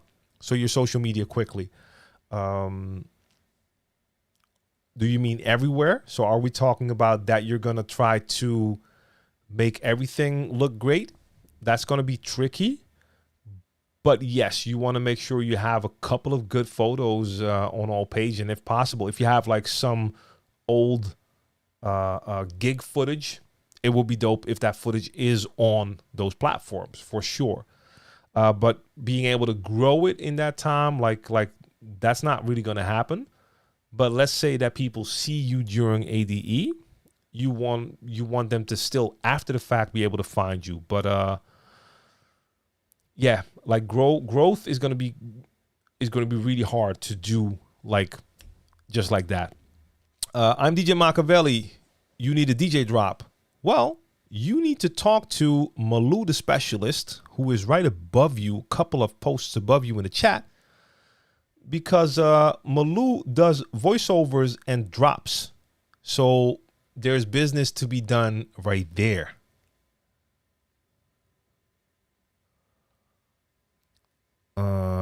Kind of newer Brian, what up? I really failed to get a system for my crate organization. How would you advise me to go about that? It is hard, it's difficult, and what I've been saying the last couple of weeks/months. Because trust me, I feel your pain. I'm still in the same situation. I've tried a bunch of different things. I'm never truly content with it. And what I did find, what is, I think, most important is, I'm just speaking for me personally, not to have too much music, to actually know the music that is in your collection, not your total music collection, DJ collection. My total music collection is beyond amounts of terabytes I want to discuss, and there's stuff in there I've never heard before. But for your DJ collection, how many folders you have doesn't matter. You should know the music that's in there, but try not to make it too much. The next step is what I think is really important, and for me it's going to be the way forward, is to make sure you put as much information in the tags as possible. So you really describe the songs with all possible information. So you're analyzing your songs, you know your BPM, you know your key. You want to make sure that you also have a tag for your genre. If possible, you want to make sure you put a tag in there that describes the vibe of the song. So let's just say, is it something that is more suitable for warm-up, or is it high energy? So maybe you can work with a rating system where 5 stars is the most energy or the most hit potential wise type track. You can color code as well. There are a lot of things you can do to add more information to a song. Now, does that make folders for you? No, it doesn't. But it does allow you to create smart playlists, intelligent playlists, depending on what software you use. To have different names for it. And that will allow you to make easier playlists and crates. So if I have a gig and I know that I'm doing a warm-up set at an event where they play this and that genre, if my music is tagged correctly, I can make a smart playlist or a smart crate in Serato and add some rules and say like, okay, I'm doing a warm up. I want to play between, let's say I want to play between 80 and 95 BPM. I want this, that, and that genre. I want tracks that have a label called warm up. And on top of that, I want color code, whatever, you name it. Bang. The software is going to give me a crate filled with music from those genres within that BPM range that are suitable for warm-up. So they have a certain amount of energy. That's what I want to go for. But it is a personal thing. Like I see question, we're starting out. How do you know vibe level to tag? That is also going to be like in the beginning of the stream. There was a question about a warm-up. And I already said like it's different for different DJs how you describe a track. So I might feel that this track has enough energy to be played when we're going for more energy, while another DJ feels that that is a warm-up tracks. Vibe, same thing. Certain songs that I hear, I'll hear the songs and I'll be like, damn, this is a song I want to play while I'm laying back in my car seat and just mellowing on the road trip vibe, whatever. Someone else might catch a different vibe from that song. So you're tagging for your own interpretation of all of that. I'm not putting that tag there so someone else understands what it is. So even if you give that a name that only means something to you, it'll mean something to you. Music is feeling. And songs will give you a certain feeling. I can play tracks that are the exact same BPM, maybe even same producer or same artist, exact same BPM. But one track might give me this mean mug type of face when I hear it, while the other one gives me more of a. I hope you understand what I'm talking about. See, you get a different feel from different songs. I'm not saying you have to also have tags like that. But I know for me personally, I want to get to that point because at a certain point, I want to be able to do a set or a live stream and I might be in a certain mood and I want just to be able to add just like the drop of a couple of words in rules in a smart crate, be able to get all the tracks that I associate with that vibe and do an entire set that is in that mood. I'm definitely not there because I have not had time to do that. But I think adding as much information to your tracks can really help you out to sort things. And keep in mind, once you have that smart crate, you can then turn that smart crate, also take all the songs from that smart crate and just move into a folder that you give a name. And then it's always there. So, yeah. Yeah, so okay, Vinyl Touch says Virtual DJ now has that on steroids too with hashtags and quick filters. Yeah, so I mean, I think that is the way to go, especially because there's an abundance of music. We can get our hands on so much music, but at a certain point, it's hard to see the forest through the trees, you know? So you have to find ways to make that work. Let's see. Fidel says, I use emojis in some of my crate names, and Mixmaster G says, I've seen some DJs do that. Keep in mind that it can give you trouble when you want to convert to other DJ software. Yeah, because they might interpret the emoji as something else. That's a good tip as well. Let's see. Malou the Specialist, I appreciate that super chat. Which currency is that? Which currency is that? Let me know. Is that een Zuid-Afrikaanse rand?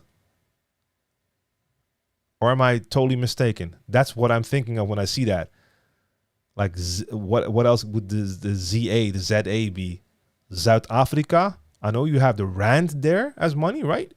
Or am I totally off? Let me know. Let me know if my geographical sense is kicking in correctly.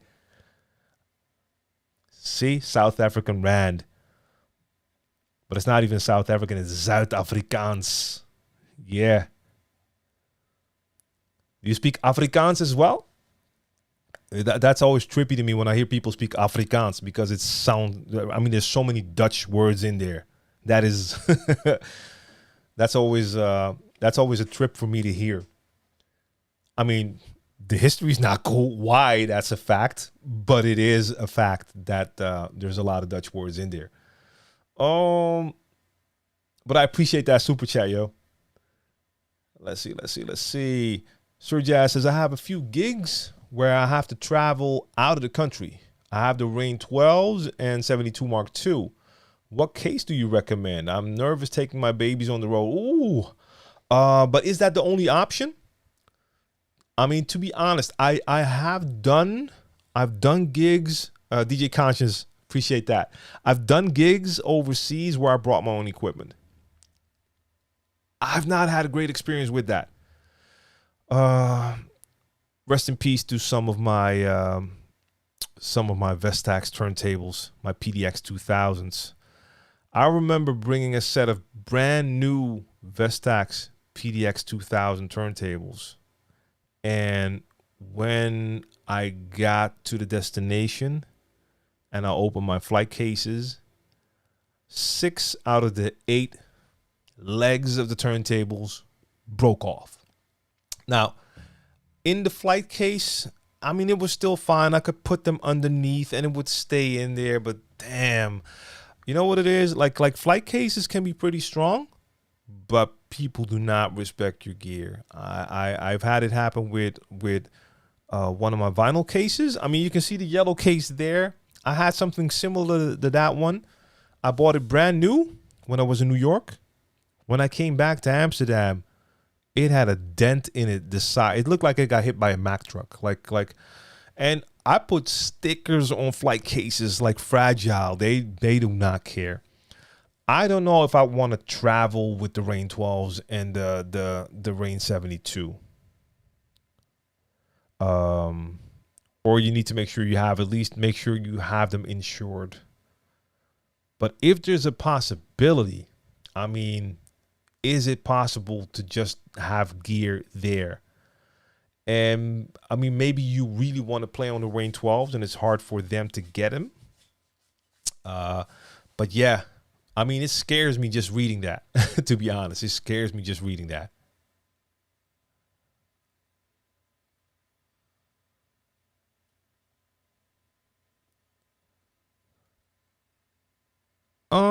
So Queen Caesar, my history with streaming goes way back. I was streaming 11, 12 years ago.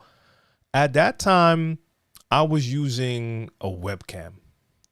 I was streaming on Ustream. Some of you might remember Ustream. And I was using a simple webcam. I've had a couple of different webcams. And I mentioned the radio station where I played at. The national radio station where I played at for some time. I had a resident gig there. At a certain point, I started to stream my gigs there because they had something similar to a webcam, like up against the ceiling. And I found a way to use their computer to connect to Ustream.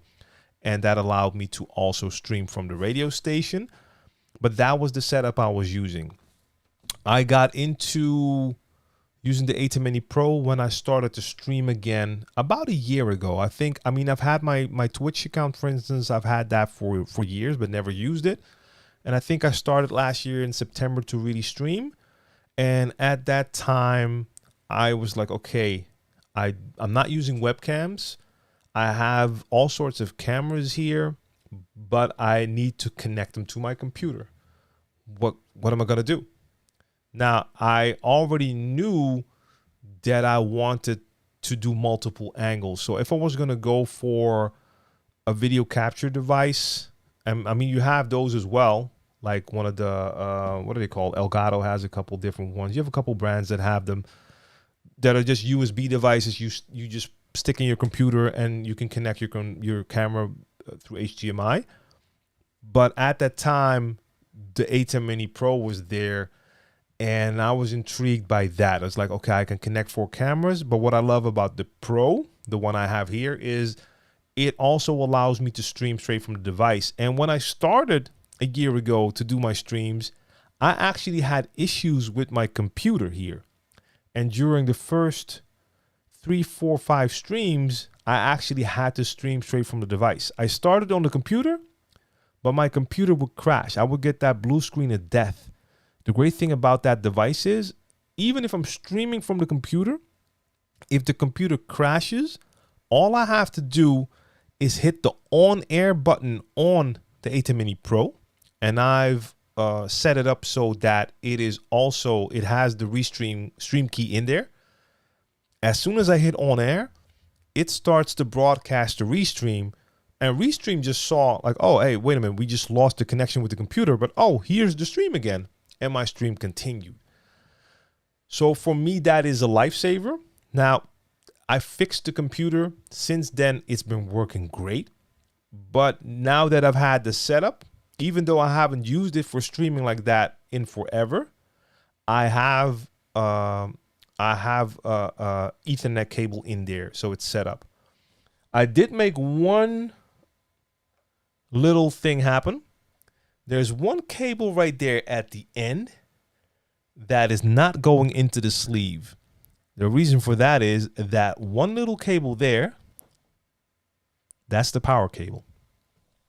So if I need to take this device on the road, I need that power cable. The rest can all stay, but the power cable I need. So for instance, next Wednesday when I'm streaming from that store, instead of having to bring my computer, I just bring the A10 Mini Pro.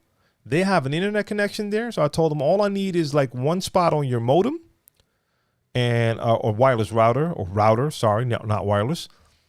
We just send an Ethernet cable from the A10 Mini Pro to their router.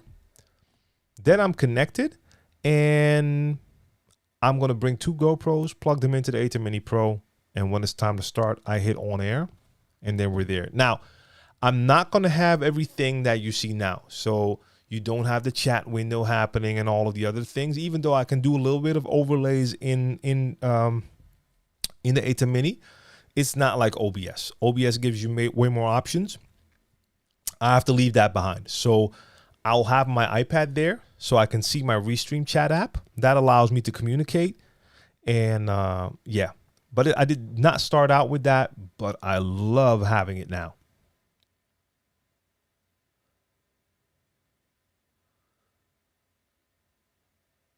Amin, what up? Salute.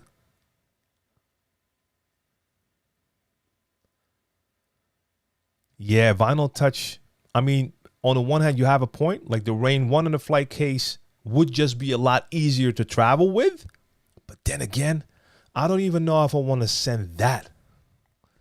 But if you're going to travel, one device would be a way better option compared to having to have 3 cases. Your question was a recommendation for cases, by the way. I forgot to answer that. I don't really have one. I have a couple of dope cases. I don't know what brand they are, and they're not here. They're in storage right now.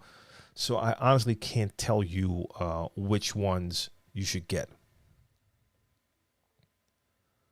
All right, Dennis says, how do you move your files out of Serato DJ inside of an external folder? Do you just copy or do you move the whole file into the folder?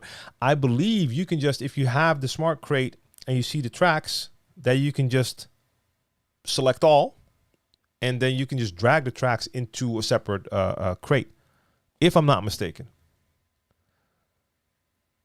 Vinyl Touch. I've never used Justin TV. I had Ustream and used that for quite some time, and then after that, I really didn't stream for a long time, actually.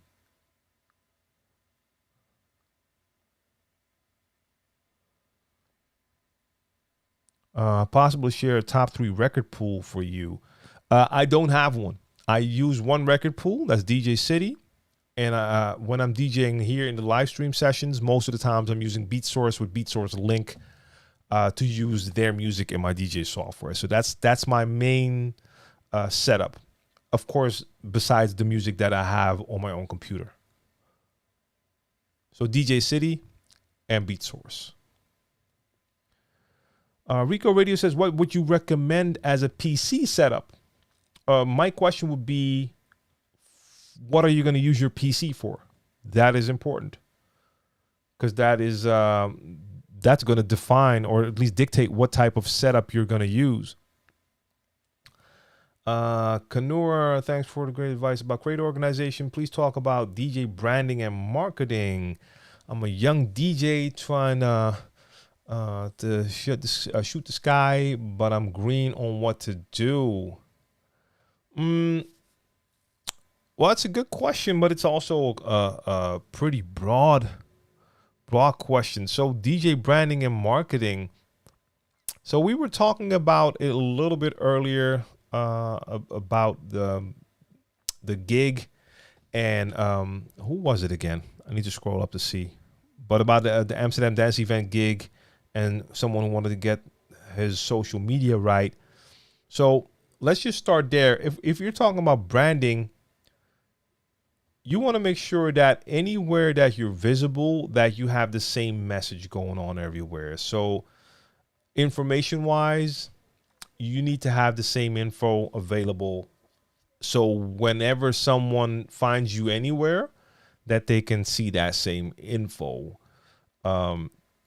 You want to have material on there that showcases you as a DJ. So not just a couple of photos where you look cool, but it would also be dope to have either some gig footage, or otherwise maybe you try to put together something as a little promo set that you can post.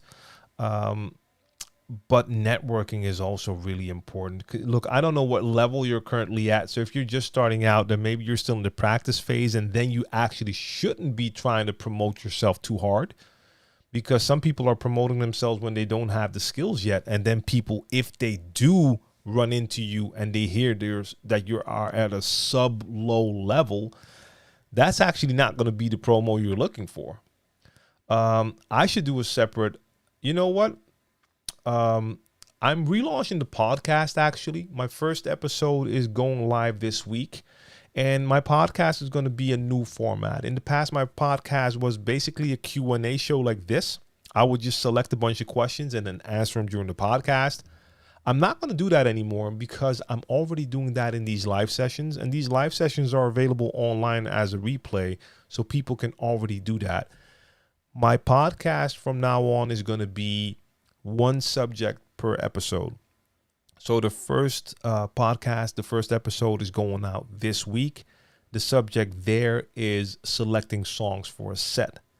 I will make sure that one of the upcoming episodes is going to be about DJ branding and marketing, because this is not something that can really be answered in this short time, because I actually only have like 9 more minutes left for this stream right now. So I will get back to talk more about that for sure.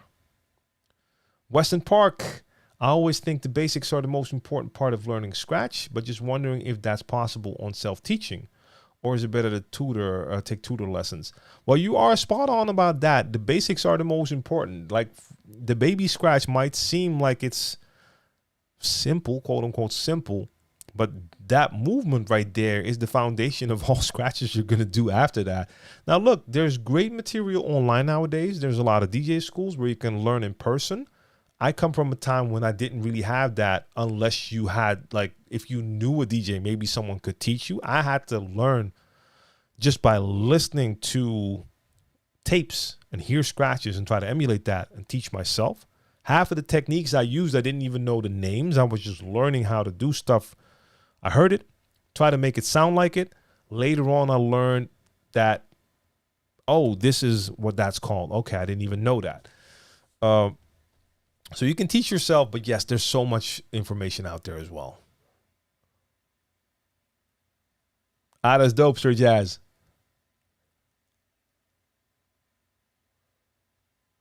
Rico Radio says there's a program to move files between all DJ software. Well, you can use Mixmaster G's DJ utility. that is, if you are on Mac, that can help you to transfer your music between all DJ software. Sir Jazz, I appreciate that super chat. Much love to you. Much love. I appreciate that. And DJ Deity is here. Any tips for trying to find a new audience? Okay, so a new audience. In what way a new audience? I'd like you to elaborate a little bit. So are you looking for different type of people? What exactly does it mean to find a new audience? Do you currently already have a following, an audience, a fan base? Let me know that. And then it says in the US, Goodwill is a gold mine for old and hard to find music on CDs. And then you can rip them. Yep.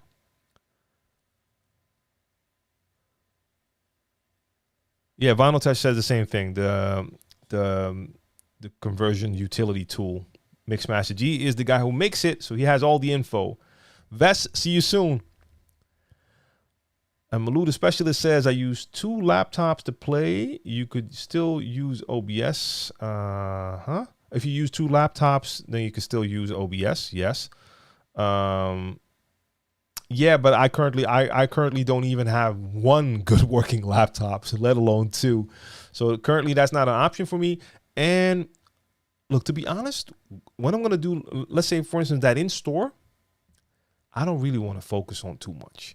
Knowing that the A10 Mini Pro is just going to send out that signal, I'll make an overlay in advance that just has some cool info on it, maybe an ADE logo, you name it, and just focus on the music, have my iPad there for the chat, and I'm good to go. So yes, you're not going to see my social media going in and out like it is now. But besides that, I mean, I'm not really worried about that. I can make an overlay that has my logo in there. I can even have some of my links in there, and that's going to work just fine. It's okay.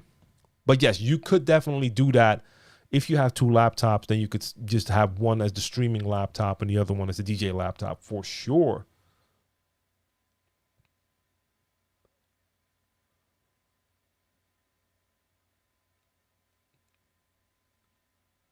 Amin says, my opinion about the 1000 SRT. I really like that controller. Like the jog wheels on the DJ 1000 are like the jog wheels on the CDJ 2000 Nexus 2. For me, that's important. For some DJs, that might not be as important, but the feeling on those is super dope. I really, really like them. I have an SRT here.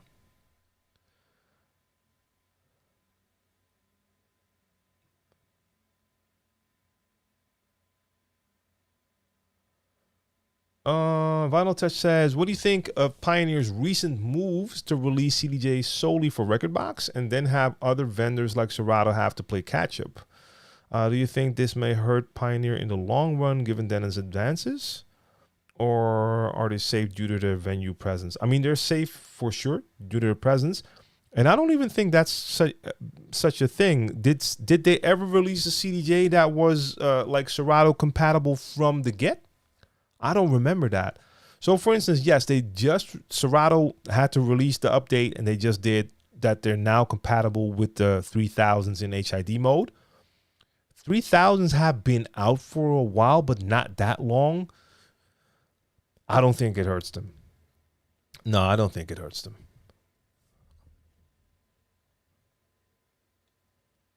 Costa Rica, I appreciate that, man. I appreciate that. Edge says, I need a real simple Twitch setup now to start streaming on Twitch. If anyone has a suggestion, please hit me up in the whisper. My main focus is about sound. I want it to be clear, loud, with bass. Not doing background graphics, anything at the moment. So, okay. Get a simple webcam, or even if you have an onboard webcam, if you're using a laptop, you can probably use that. And get a simple audio interface. I keep forgetting the name. Behringer has that cheap one. You have a couple of cheap ones that really do not cost a lot, but they will give you good audio going into your computer. So a simple sound card and a webcam can have your stream going. Then your audio is going to be fine. The The image quality, yeah, it's going to depend. Like a webcam ain't great, but if you have your lighting on point, if you just make sure you got a good amount of light in there, it should look fine as well. And for starters, you are absolutely right. If you're starting out with streams, don't focus too much on graphics and all of the extras, because that is stuff you have to learn, stuff you have to pay attention to. In the beginning, just start streaming and you can learn along the way. And yes, you want to make sure you have that audio right when you start. That is dope if that's possible. And DJ Deity says, I have a following. Yes, and I have for 5 years now, but I'm getting tired of playing the more mainstream hip hop party music. Trying to play more R&B or even throwback 90s and 80s music. So I understand what you're talking about. Look, for me, I don't know how well it's going to work for everyone, but having material out there that shows you playing that, for instance, doing live streams where you just do throwback 80s and 90s. It is a great outlet. It allows you to play that music. Now, you might have people tuning in live, and those people can see you there. But once you did the stream, you can take clips from that, start posting those clips in places, and allow people to see that side of you. I think that is a great place to start. Now, of course, you can also take the audio from the streams, post that to Mixcloud, places like that. You need to have material out there that people can actually hear that you do that. If you have an audience that you built up from over 5 years of playing, it's easy for people to give you a stamp like, oh, that's such DJ, that's that DJ. That DJ only plays this type of music. So now you have to make sure people, either the people that know you also find out that you play this type of music, or you find people that actually want to hear that music. And you need material for them to hear. Also, online, make sure you take part in, so make sure you get the material, that you have that on your social pages. Then, for instance, on IG and places like that, you look for the hashtags that associate with the type of music you want to play. You look at posts, and then you start to comment on those posts. Not to promote your mix, but just to comment on those songs. Oh, I always love that song, blah, blah, blah. That artist is great. This is my favorite song, whatever. Other people see that, and that's how other people might take an interest and maybe click, because they say, oh, that person likes that music too. Let me see what this person is about. Click. Oh, that's a DJ. Oh, click. Oh, he plays that type of music. Bang. New fan. Possibly. That is one way to go about it. Hey, Dennis, appreciate that. I see that again now. Is that a new one or the same one? Oh, yeah, that one. Yep. Much love, much love. Super chats. Let's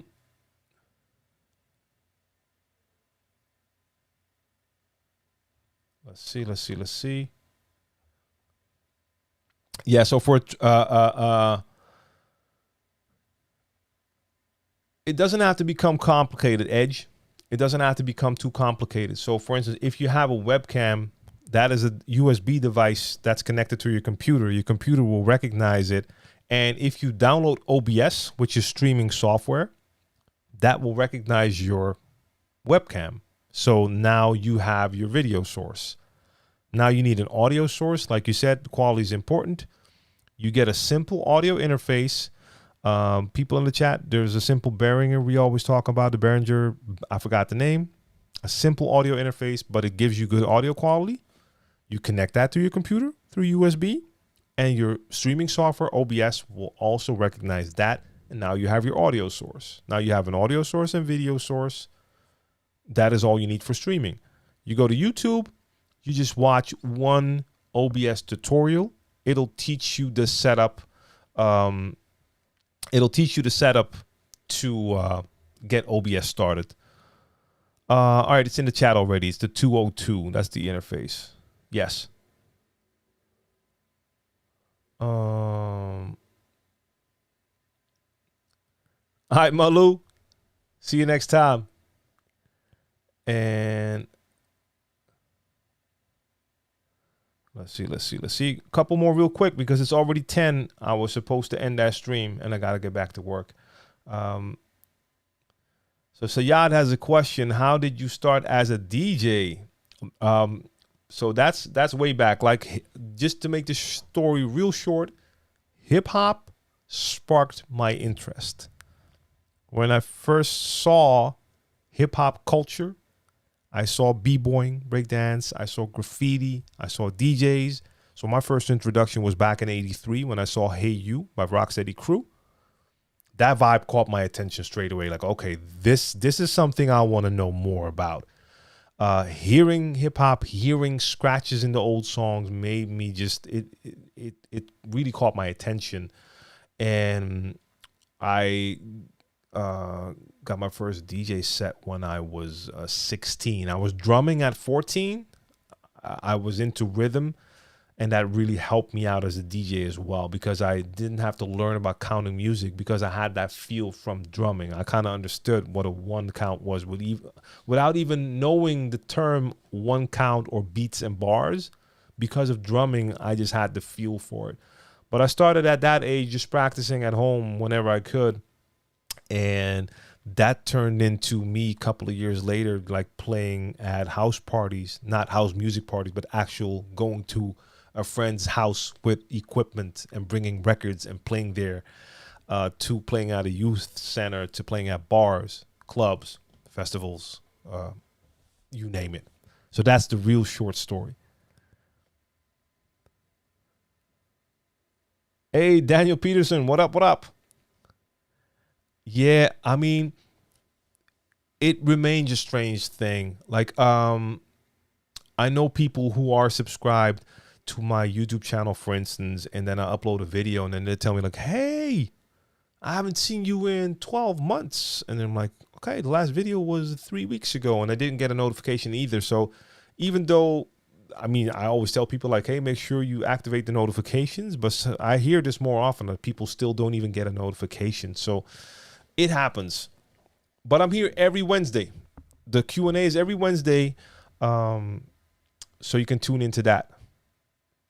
All right, real quick, because I see more and more questions. I need to put a countdown on the screen like, yo, stream is ending. So I'm going to do this real quick. Mixmaster G, see you next time. King Bolard says, is it good to use drum pads with a DJ set? So you want to do drumming and DJing combined? I mean, if you can do it, it could be dope. Rico Radio says OBS can be a big drag on PC and laptop. Okay. Now, mind you, I'm using my studio computer, and that thing can handle anything. So, for instance, right now, my CPU load is 1.8%. So for me, it's not an issue, but I'm using a pretty powerful computer. So yes, I'm not sure how it works if you're using a laptop that isn't doesn't have sufficient power. So it's real hard for me to comment on that, indeed. But that's the cool thing about the ATEM Mini Pro. If I was using a computer, or I was somewhere and they had a computer and it was not that powerful, I was like, okay, you know what? Never mind OBS and all that. I'll just go straight from that device. So if anyone can help out Queen Caesar, I think that also needs to be a step-by-step guide or someone to help. That would be greatly appreciated. Okay, I see Vinyl Touch reacting already. That's good. And Nelson, no, I've downloaded it, I've installed it, but I haven't checked the update yet, so I can't really speak on it.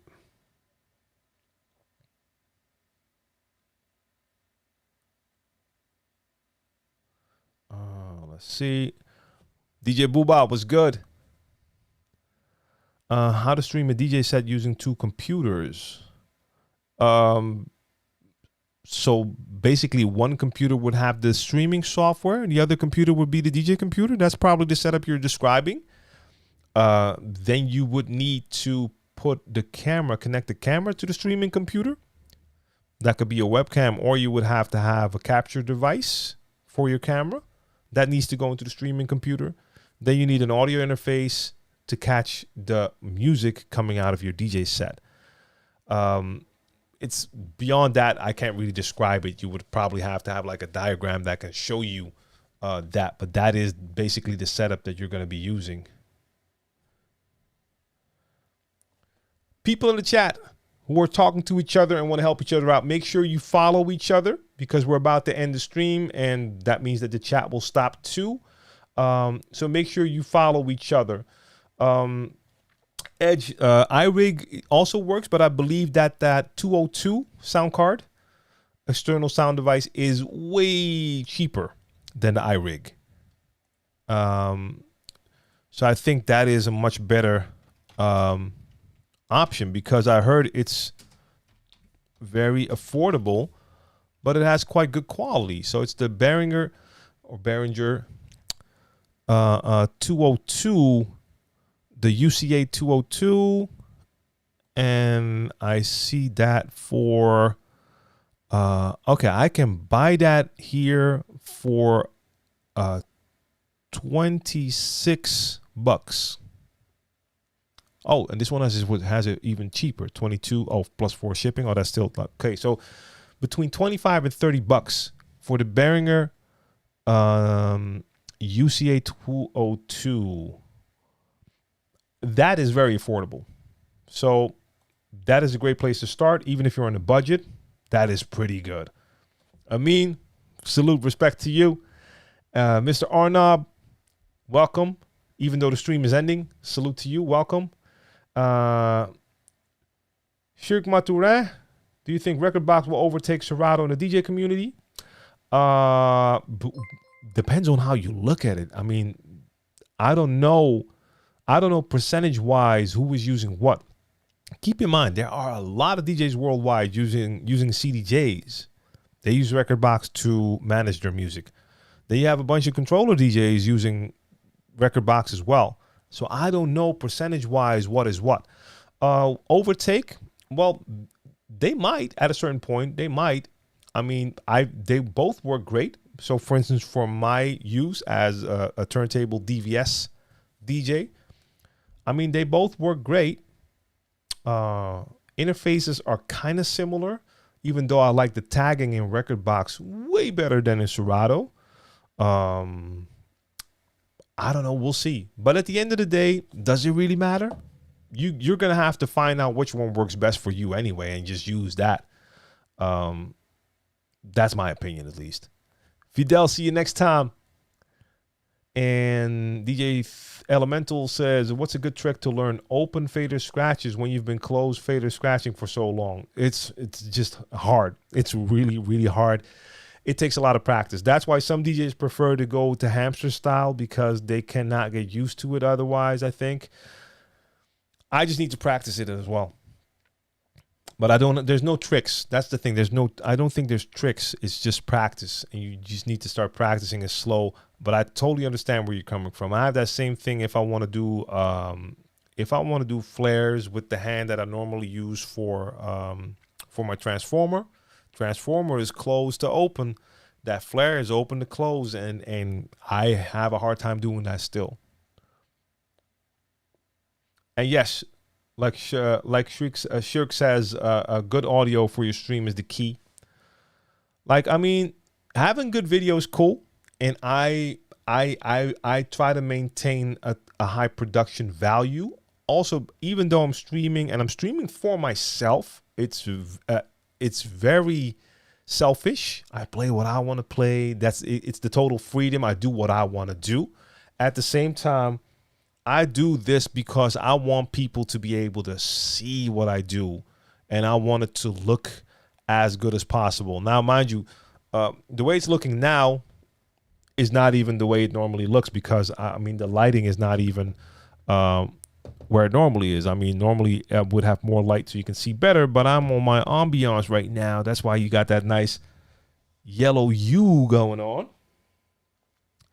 But at the end of the day, if I had those different angles going on, but the audio was shitty,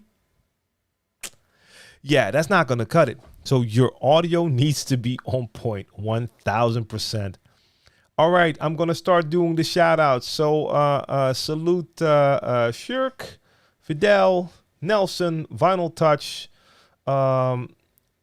Mr. Arnob, Rico Radio, Queen Caesar, Edge, Malu, and Nelson. I appreciate that follow. Craig Perry, and I'm gonna okay. So Engine 2, that's gonna be next week because I haven't gotten around to test it. It's I don't know if it's gonna be able to compete with Serato and Record Box. I don't think so at the moment, not yet. Their market share is not big enough for that yet, but I definitely will give it a good run. All right, Amin, salute to you as well. And who else was in here? Booba, salute. King Bolart. Mixmaster G is already out, I think. Salute, Sayad.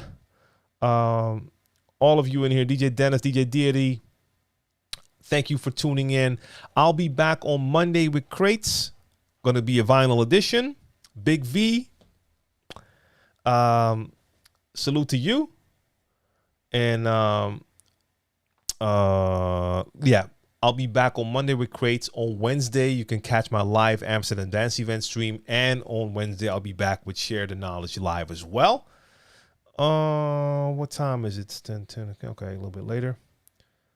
And yeah, I'll see you next time. I'm going into my end stream screen. And see you guys soon.